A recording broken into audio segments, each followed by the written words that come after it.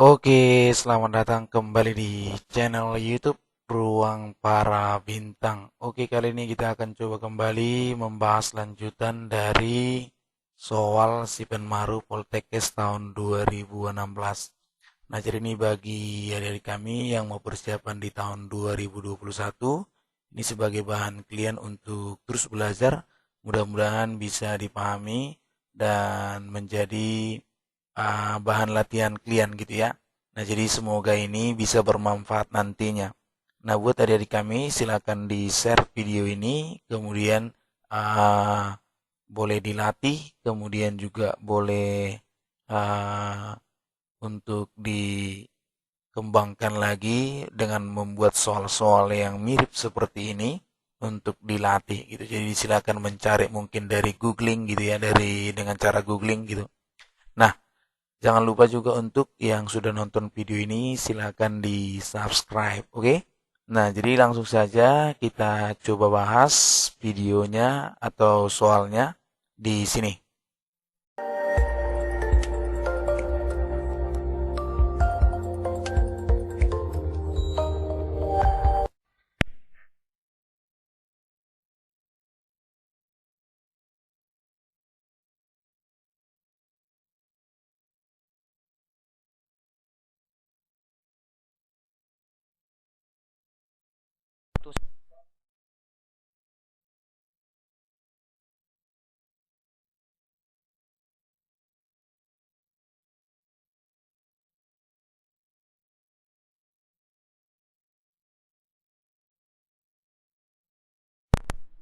Ini mas 0,25 gram. Nah, katanya dilarutkan dan ditambah dengan HNO3. Maka bisa kita buatkan reaksinya Fe SO4 7H2O bereaksi dengan asam nitrat HNO3. Maka ketika bereaksi ini nanti akan menghasilkan Fe NO3 2 kali ditambah H akan menyerang SO4 akan membentuk H2SO4 ditambah 7H2O. Ini reaksinya. Nah, kemudian hasil reaksi ini nanti larutannya dididihkan selama 10 menit. Hasilnya larutan ditambahkan dengan 15 ml NH4Cl 2 normalitas. Jadi hasil reaksi ini FeNO3 2 kali itu direaksikan kembali dengan NH4Cl. Maka bisa kita buat reaksinya FeNO3 2 kali direaksikan dengan NH4Cl. Maka nanti hasil reaksinya di sini Fe bilangan oksidasinya positif 2. Maka ketika ditambah dengan NH4Cl, maka dia nanti besi di sini Fe akan teroksidasi membentuk 3 positif. Maka hasil reaksinya Fe Cl3 kali ditambah NH4 menyerang NO3. Maka nanti reaksinya NH4NO3. Maka dari sini Fe-nya teroksidasi. Dari 2 positif akan teroksidasi membentuk Fe3 positif. Nah, kemudian dari senyawa ini diendapkan dengan NH4OH. Berarti hasil FeCl3 ini, Fe3 positif ini akan direaksikan kembali dengan NH4OH. Maka bisa kita buat reaksinya FeCl3 kali ditambah NH4OH. Maka nanti ini akan membentuk endapan FeOH 3 kali ditambah NH4 akan menyerang Cl membentuk NH4Cl. Nah, kemudian setelah direaksikan dengan NH4OH sampai mengendap semua, inilah endapan FeOH 3 kali dan endapan disaring. Nah, kemudian dicuci bebas pengotor dan dikeringkan. endapan diabukan dan ditimbang sampai berubah menjadi Fe2O3.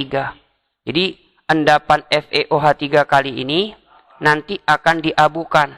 Maka nanti diabukan, airnya akan menguap.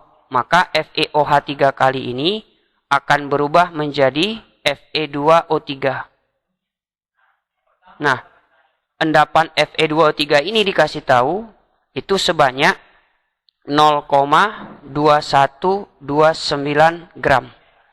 Maka yang ditanya persentase Fe di dalam sampel tersebut. Jadi ditanya berapa kadar persen besi Fe di dalam sampel FeSO4 7H2O. Nah, untuk menjawab soal ini, itu langkah pertama kita bergerak dari endapan Fe2O3 di sini. Nanti langkah pertama kita cari mol di sini, maka kemudian dapat mol di sini. Nah, sebelum kita cari, reaksinya kita setarakan dulu. Karena Fe di sini ada 2, maka kita buatlah sini ada sebanyak 2. Nah, ini nanti akan airnya akan menguap di sini dia, ditambah dengan H2O. Nah, jadi langkah pertama kita cari mol Fe2O3, dapat mol FeOH3 kali. Kita cari molnya masing-masing. Dapat mol ini, dapatlah mol FeOH3 kali sama. Dapat mol ini, maka dapatlah FeCl3 kali dengan cara perbandingan koefisien. Dapat mol FeCl3 sama dengan mol ini. Nah, mol ini dapat mol FeNO3 2 kali. Mol ini sama dengan FeNO3 2 kali mol di sini. Nah, mol ini dapat juga mol FeSO4-nya ini. Nah, udah dapat mol, kita cari massa, baru kita bandingkan dengan 0,259 gram tadi. 0,25 gram. Nah, jadi langkah pertama kita cari mol Fe2 3 kali. Nah, di mana rumus mol itu sama dengan massa gram kita bagi dengan mR. Nah, gramnya ini 0,2129 gram dibagi dengan mR. Di mana ARFE 56, oksigen 16. Jadi 56 kali 2, 112. Ditambah 16 kali 3, 48. Berarti 48 tambah 112. Itu nanti MR-nya sama dengan 160. Maka 0,2129 dibagi 160. Itu nanti hasilnya 0,00133 mol. Nah, itulah mol dari Fe2O3. Nah, dapat mol Fe2O3, dapatlah mol FeOH3 kali dengan cara perbandingan koefisien. Koefisien yang ditanya per koefisien yang diketahui kali molnya. Nah, maka dapatlah mol FeOH3 kali ini yang ditanya 2 per koefisien diketahui 1 kali dengan mol yang kita dapat. Berarti dapat 0,00133. Maka ini nanti hasilnya adalah 0,00266 mol. Itulah mol FeOH3 kali. Nah, mol yang Fe2 3 kali ini kita buat di sini. Berarti samalah molnya dengan 0,00266 mol. Nah, mol FeOH3 kali ini itu sebanding dengan perbandingan koefisien FeCl3. Karena koefisiennya sama-sama 1, berarti mol FeCl3 juga samalah dengan 0,00266 mol. Nah, mol FeCl3 kali ini samalah dengan di sini. Berarti sama dengan 0,00266 mol. Nah, mol FeCl3 kali ini kita cari lagi mol FeNO3 2 kali dengan cara perbandingan koefisien. Karena koefisiennya sama-sama 1, maka mol FeNO3 2 kali juga samalah dengan 0,0266 mol. Nah, mol FeNO3 kali ini samalah dengan mol di sini sebanding dengan 0,00266 mol. Nah, mol FeNO3 2 kali juga sebanding dengan FeSO4 7H2O karena perbandingan koefisiennya sama-sama 1. Jadi satu koefisien sini sama, berarti nilai molnya juga akan sama. Jadi mol FeSO4 7H2O itu sama dengan 0,00266 0,00266 mol. Nah, jadi dari mol FeSO4 7H2O ini bisa kita cari massa si besi, massa Fe. Maka dapat massa Fe dengan cara rumusnya adalah mol sama dengan gramnya kita bagi dengan AR. Nah, jadi karena mencari massa besi, kita cari gram besi. Mol yang kita dapat tadi itu sama dengan 0,00266 dikali dengan AR-nya. Nah, AR-nya besi itu sama dengan 56. Maka dapatlah ini hasilnya 0,14896 gram. Itulah massa besi. Nah, dari soal, suatu sampelnya ada 0,25 gram. Ditanya persentase Fe di dalam sampel. Jadi kalau mencari persentase atau kadar, itu biasanya massa yang lebih kecil dibagi massa yang lebih besar. Jadi massa yang lebih kecil. Jadi 0,14 dengan 0,25, yang lebih kecil 0,14. Dapatlah kadarnya. Berarti 0,14896 dibagi dengan sampelnya. Itulah yang massanya 0,25 kali dengan 100%. Nanti kita hitung, ini hasilnya adalah 59,61%. Jadi jawabannya adalah bola. Itulah persentase besi di dalam sampel. Oke, kita lanjut soal yang berikutnya. Oke, soal yang selanjutnya yaitu dari reaksi di bawah ini 2NO ditambah H2 menghasilkan N2O ditambah H2O. Dari data percobaan dikasih tahu, maka yang ditanya di dalam soal adalah konstanta laju reaksi dan persamaan laju reaksinya.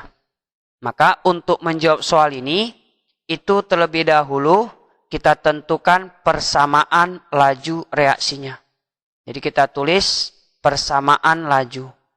Nah, jadi nanti untuk menentukan persamaan laju reaksi ini, produknya nggak berpengaruh, hanya reaktan. Maka bisa kita tulis V sama dengan tetapan K kali konsentrasi NO berpangkat X kali dengan konsentrasi H2 berpangkat Y. Di mana X dan Y ini disebut orde reaksi, jadi koefisien tidak berpengaruh. Nah, untuk mencari orde reaksi ini, itu kita dapat dari percobaan di sini. Nah, untuk mencari orde NO, lihat data H2 yang sama. Dan sebaliknya, mencari orde H2, lihat data NO yang sama. Maka bisa kita langsung kita jawab, itu kita cari orde NO atau berorde X. Nah, caranya mencari orde NO ini, lihat data H2 yang sama. Maka data H2 yang sama itu adalah percobaan 1 dan percobaan yang kedua. Artinya, yang kita bandingkan hanya percobaan 1 dan 2. Yang sama jangan dimasukkan, karena nilainya kalau kita bagikan hasilnya 1. Maka yang kita bandingkan, NO data pertama dan data kedua, sama lajunya kita bandingkan. Maka kita masukkan ke persamaan laju. Jadi bandingkan laju pertama dengan laju yang kedua. Nah, laju yang pertama itu tertulis 2,6 kali 10 pangkat minus 5. Kita bagi dengan data yang kedua di sini tertulis 1 dikali 10 pangkat min 4. Maka biar habis nanti biar sama-sama min 5, maka bisalah kita buat jadi 10 dikali dengan 10 pangkat minus 5. Jadi biar habis minus 5-nya. Sama dengan bandingkan NO data pertama dengan data kedua. Jadi data yang pertama adalah 6,4 dikali 10 pangkat minus 3. Dibagi 12,8 kali 10 pangkat minus 3. Inilah yang nanti kita cari berorde X. Berapalah orde X-nya? Maka bisa kita sederhanakan bentuk ini. Minus 5-nya habis. 2,6 bagi 10. Kita anggap aja 2,5. Maka nanti hasilnya adalah 1/4. Maka 1/4 sama dengan, ini minus 3-nya habis ya, ceret. Maka 6,4 bagi 12,8 ya kita genapkan berarti jadi 1/2. Berarti 1/2 berpangkat X. Maka 1/4 sama dengan setengah pangkat X. Maka 1/4 ini kan bisa kita ubah menjadi setengah pangkat 2. Maka setengah pangkat 2 setengahnya habis, maka dapatlah X-nya itu sama dengan 2. Jadi orde X di sini sama dengan 2. Nah, kemudian dengan cara yang sama, kita cari orde H2. Orde H2 atau berorde Y. Caranya sama, mencari orde H2 di sini, kita lihat data NO yang sama. Maka kita lihat mana data NO yang sama, berarti percobaan yang pertama sama dengan percobaan yang ketiga.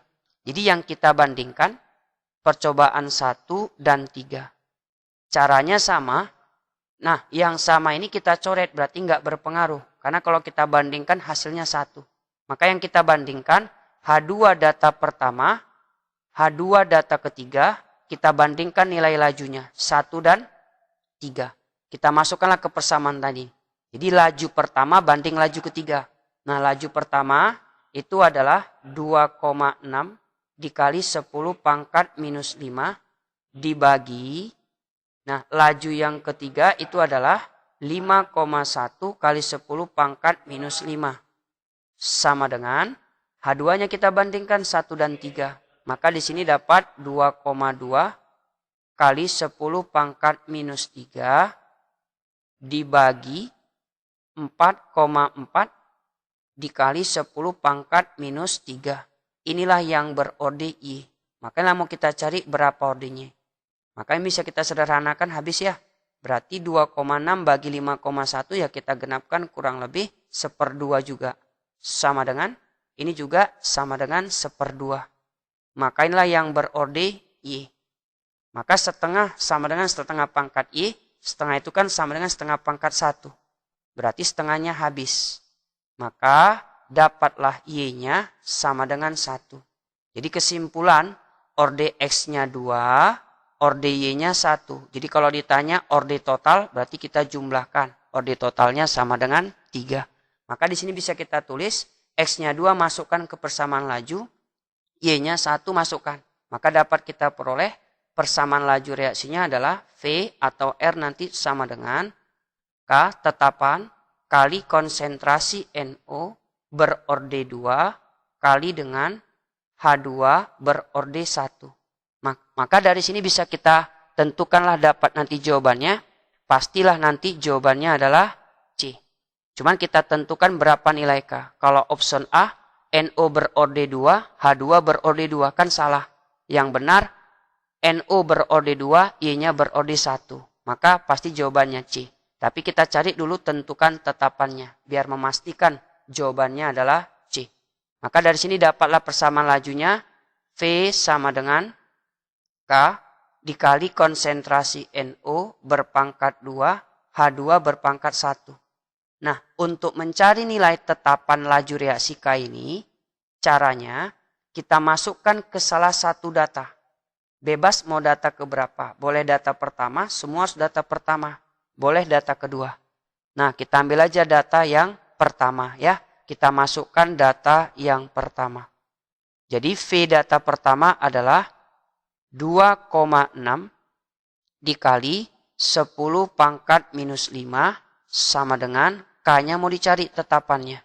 Dikali konsentrasi NO data pertama adalah 6,4 dikali 10 pangkat minus 3. Inilah nanti berpangkat 2. Kemudian dikali dengan H2 juga data pertama nilainya adalah 2,2 dikali 10 pangkat minus 3. Tapi ini berorde 1. Maka nanti bisa kita hitung berarti nilai K itu sama dengan ruas kanan dibagi ruas kiri. Berarti 2,6 dikali 10 pangkat minus 5 dibagi dengan 6,4 dikali 10 pangkat minus 3. Inilah yang berorde 2. Kita kali dengan 2,2 dikali 2,2 dikali 10 pangkat minus 3. Nanti kalian hitung, pastilah dapat hasilnya adalah 184,5. Itulah nilai K, tetapan laju reaksinya. Maka dari soal ini, udah pastilah jawabannya adalah C. Jadi untuk menjawab soal ini, kita tentukan aja dapat ordernya, udah langsung dapat jawabannya. Oke, kita lanjut soal yang berikutnya.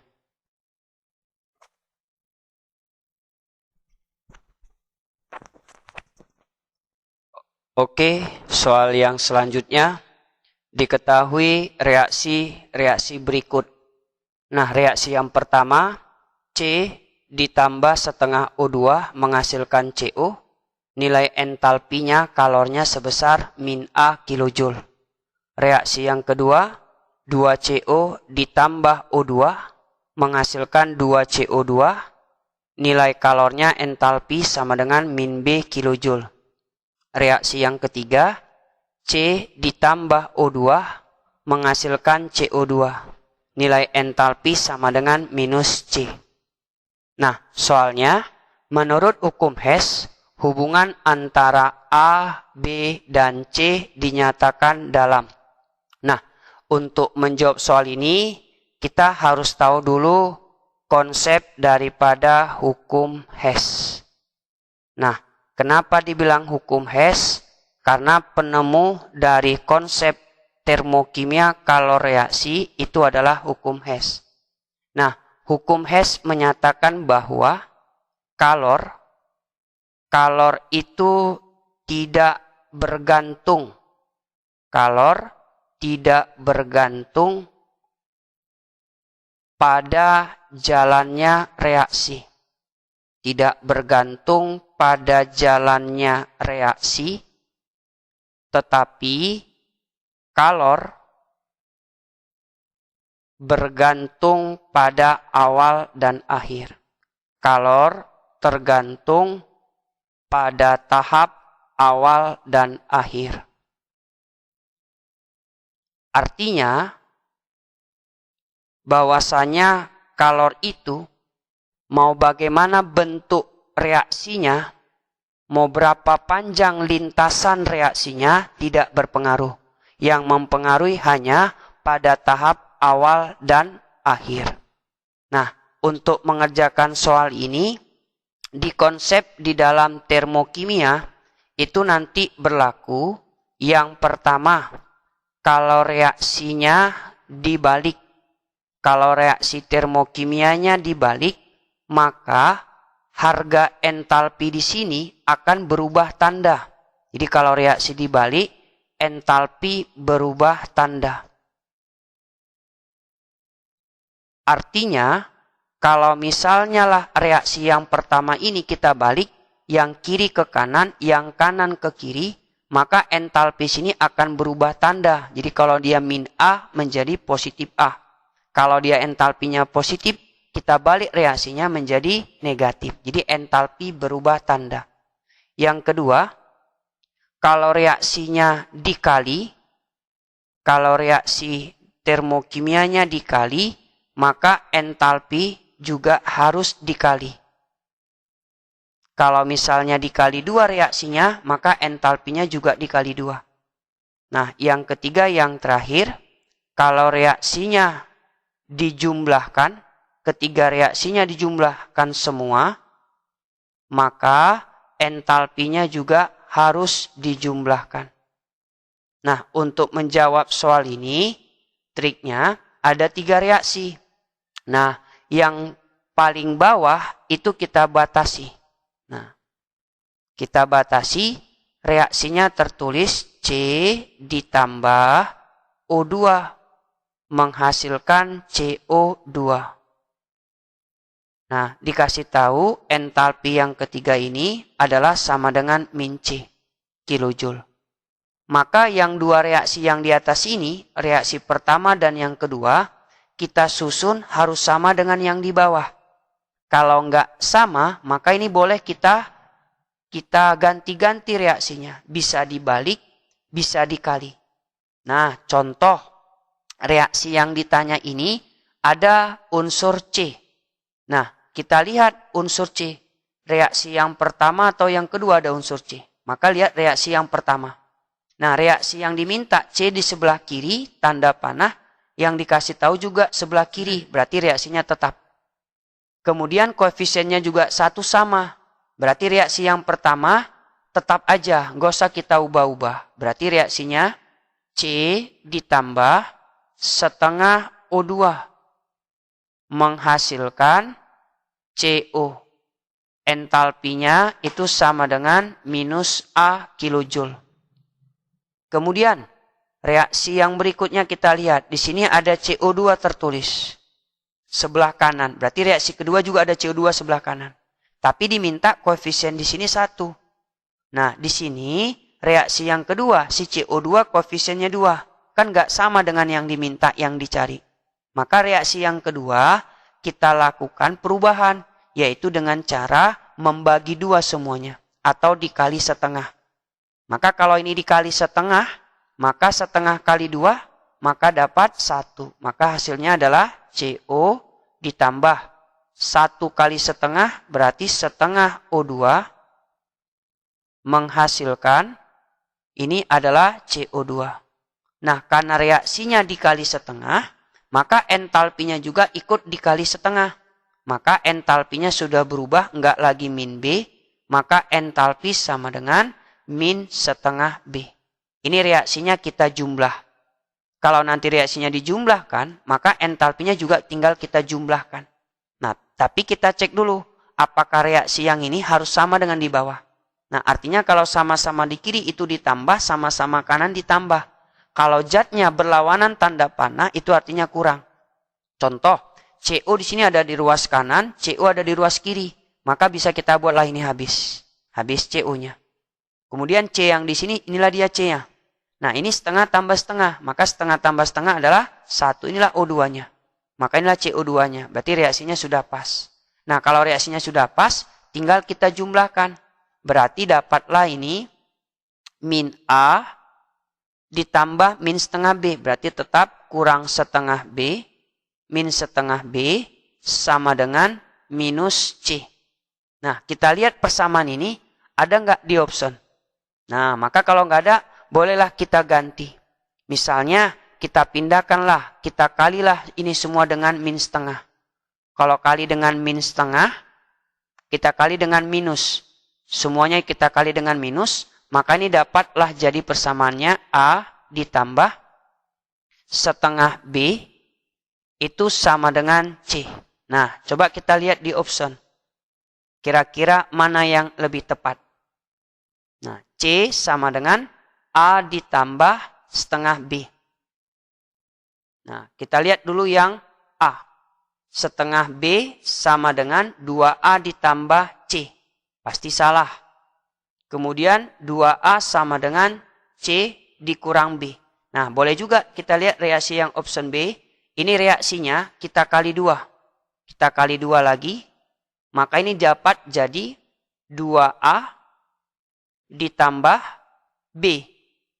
Berarti ini sama dengan 2C. Maka bisa kita buatlah ini jadi persamaannya option yang mana lebih tepat. Berarti optionnya yang lebih tepat adalah option E. Jadi 2C sama dengan 2A ditambah B. Atau 2A tambah B sama dengan 2C. Maka yang lebih tepat jawabannya adalah ento. Oke, kita lanjut soal yang berikutnya. Oke, soal yang selanjutnya. Sistem koloid dengan fase terdispersi cair dan fase pendispersi padat. Nah, jadi topik kita yaitu tentang koloid. Jadi kalau koloid beda dengan larutan. Jadi kalau dia campurannya dibilang larutan, larutan ini adalah campuran homogen. Jadi campuran homogen. Homogen itu berarti sama. Sama antara zat larut dengan zat pelarut. Jadi kalau larutan campuran homogen antara zat larut dan zat pelarut. Jadi zat larut ditambah zat pelarut itu contohnya larutan. Misalnya ada larutan gula. Jadi gula itu larut di dalam air dan campurannya bersifat homogen. Maka itulah dikatakan dengan larutan. Tapi kalau beda dengan koloid. Kalau dia sistemnya koloid, itu nanti di dalam campurannya dia bisa juga bersifat homogen. Tapi homogen secara makroskopis,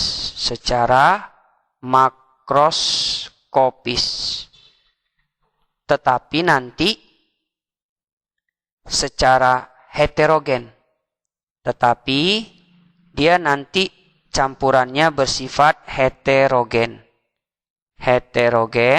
secara mikroskopis. Nah, jadi kalau contohnya misalnya larutan, itu ada larutan gula.